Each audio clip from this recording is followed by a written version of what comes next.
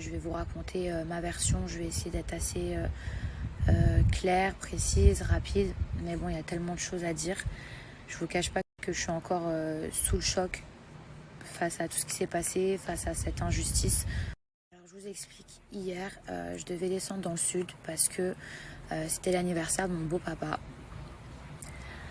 que j'avais pas vu depuis 7 mois.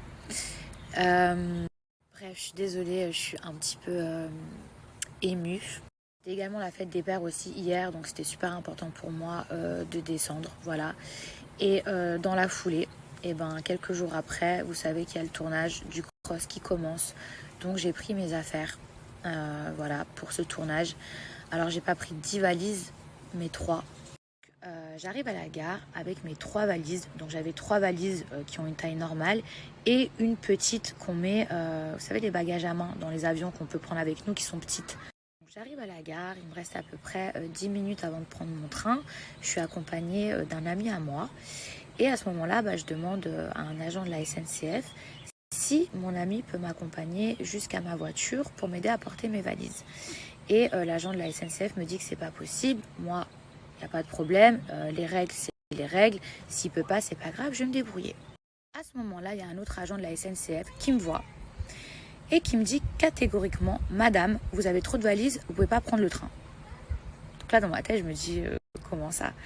Et moi, je réponds de la manière la plus gentille possible. Je lui dis, écoutez, madame, s'il faut payer un supplément pour mes bagages, juste dites-le moi, dites-moi c'est combien et genre, pas de souci. Là, la personne, donc l'agent, me répète encore plus agressivement, madame, vous ne pouvez pas monter dans le train avec vos valises. Et là, je me dis, mais je comprends pas. Donc, je fais comment? Je laisse mes valises sur le quai? Je comprends pas. En vrai, la seule chose que je veux, c'est trouver une solution. Sauf que je vois qu'elle m'en donne aucune, mis à part « Madame, laissez vos valises sur le quai ». En fait, je vois que je suis face à une personne qui vraiment ne veut rien entendre. Sauf que moi, dans 5 minutes, le train, il part. Donc à ce moment-là, j'essaie de trouver une solution. Je vois qu'il y a un passager qui assiste à la scène, qui a envie de m'aider, et je vois qu'il a qu'un bagage. Donc je vais gentiment le voir, je lui dis « Écoutez, est-ce que ça vous dérange pas de me prendre une valise avec vous, juste le temps de marcher, etc. » Parce que visiblement, j'ai le droit qu'à 2 valises. Et la personne, elle me dit, il n'y a aucun problème, pas de souci. Donc là, je me dis, c'est cool, j'ai trouvé une solution. Et là, l'agent, elle revient comme une furie. Hystérique, elle se met entre la valise que j'ai passée au passager et le passager. Elle met ses mains comme ça. Et elle dit, alors là, ça va pas le faire, c'est hors de question. De là, je me dis, mais c'est pas possible. Genre, je comprends pas. En fait, je comprends pas pourquoi autant de haine, pourquoi elle s'oppose au fait que je dois prendre le train. Qu'elle insiste sur le fait que à bord j'ai le droit qu'à 2 valises. Or, dans le règlement de la SNCF, j'ai le droit d'avoir 3 valises et si par exemple j'en ai plus, de payer un supplément. À ce moment-là, je me dis mais je lui ai fait quoi? Je comprends pas, je la connais pas, mais elle veut pas que je monte dans le train. Sauf que moi, je dois rentrer pour l'anniversaire de mon beau-père, je dois rentrer pour le tournage. Et à ce moment-là, je vois qu'il ne reste plus que 2 minutes. Donc, en fait, je me dis, bon, elle, peut-être que, je sais pas, peut-être qu'elle s'est mal réveillée, peut-être qu'elle a eu un problème à ce moment-là dans la vie. Vous savez pas, des fois, les gens, ils se comportent d'une certaine façon parce que, je sais pas, vous voyez ce que je veux dire? Je me suis dit, mais là, te prends pas la tête, c'est pas grave. Là, il te reste 2 minutes, cours, va attraper ton train et après, tu régleras ça dans le train avec un agent et tu paieras un supplément si tu dois payer un supplément. À ce moment-là, je vous jure sur ce que j'ai de plus cher, cette personne s'est mise à me courir derrière en hurlant, en demandant aux autres agents de bloquer l'accès au train. À ce moment-là, en fait, j'ai plus d'autre choix. Je décide de sortir mon téléphone portable, de filmer la scène tellement c'est invraisemblable. Je me dis, si je raconte cette histoire, il n'y a personne qui va me croire, sauf que cette personne, elle m'empêche de prendre mon train. Au moment où je sors mon téléphone, elle est venue prendre mon téléphone, l'arracher des mains. Elle a tenté d'arracher mon téléphone portable. Là, je vois que le train va partir. Qu'est-ce que je fais? Je cours dans la voiture, je monte dedans. À ce moment-là, je vous jure sur ce que j'ai de plus cher au monde.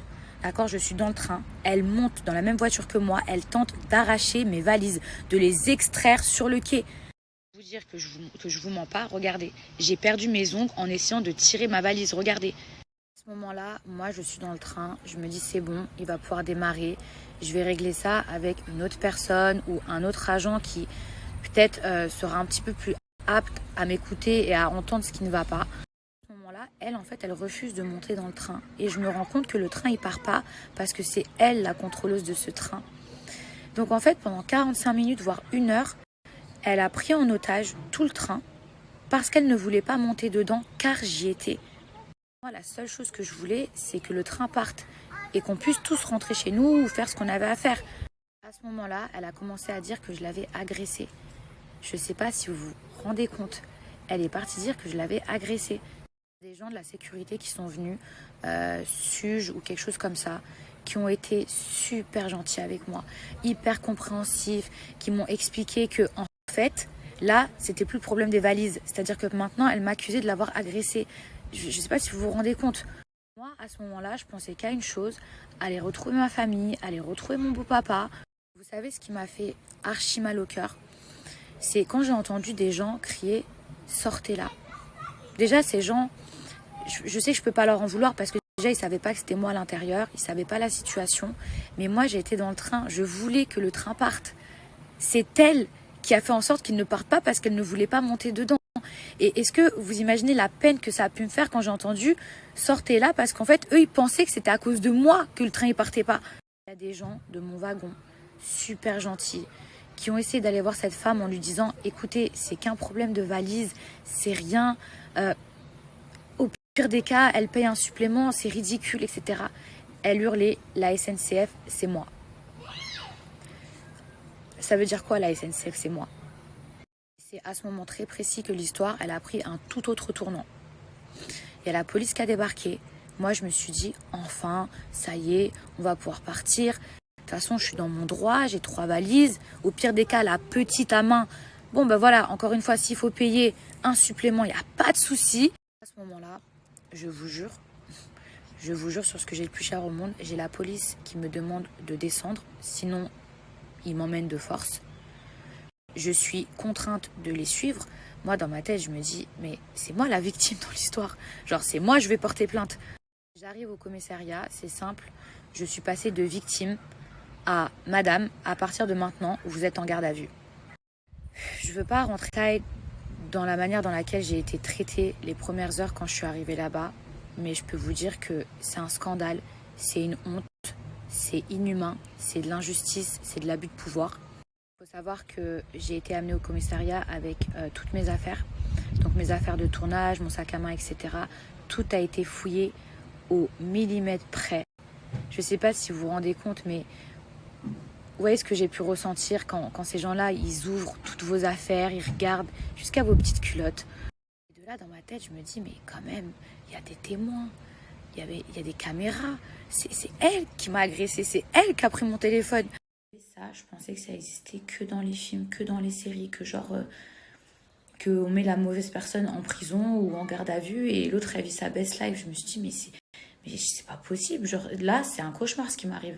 Dans tout ça, quand je suis arrivée au commissariat, si vous saviez la manière dont ils m'ont parlé, la manière dont ils m'ont traité, en fait, j'avais l'impression qu'ils avaient une haine envers moi. Vous voyez ce que je veux dire? Une haine et que c'était comme une satisfaction, de la vengeance. Je saurais même pas vous dire, vous voyez, comme de la hagra en fait. J'ai eu la chance, je vous jure, et je tiens quand même à le préciser pour pas qu'on pense qu'ils sont tous pareils. Il y a une personne qui m'a aidée dans ce commissariat qui s'appelle Anthony, que je salue, parce que je suis sûre que sans lui, de toute façon à cette heure-ci, j'aurais été encore en garde à vue pendant super longtemps.